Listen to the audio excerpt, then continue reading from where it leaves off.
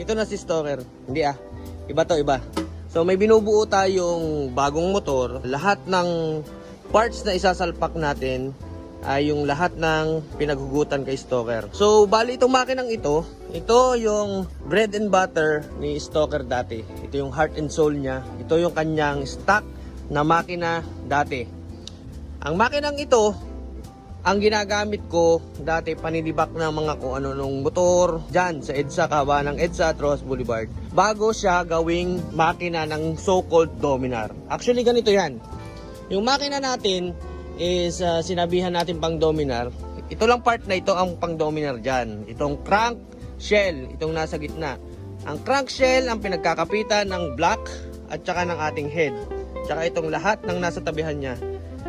Yan ang crankshell. Yan lang po ang pan-Dominar sa atin. Kasi kung nakikita nyo itong NS250 natin, pang KTM yan. So ang makina yan dati is pang KTM Duke 390. Kaya ang internals ko pang KTM. Kasi ang pinalit ko dyan is pan-Dominar. Hindi naman pala kasya yung mounting ng engine niya doon sa kanyang pinaka-bracket.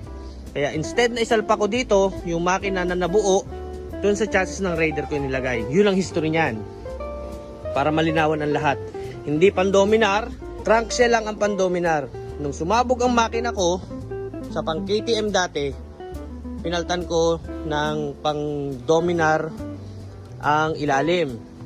Kaso nung nabuo na yung makina, hindi swak yung mounting niya dun sa chassis niya. Kaya instead na ilagay ko yan dyan, ipilit ko sa chassis na ito, nilipat ko sa pang Raider. Okay?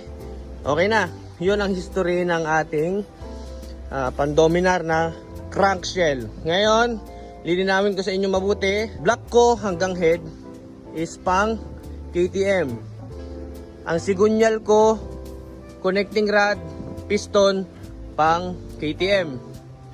Ang sidings ko dito sa part na to ay pang Rusi Sigma 250. Kasama na yung mga pulser niyan. Kasama na yung kanyang stator, pang Rusi Sigma 250 yan.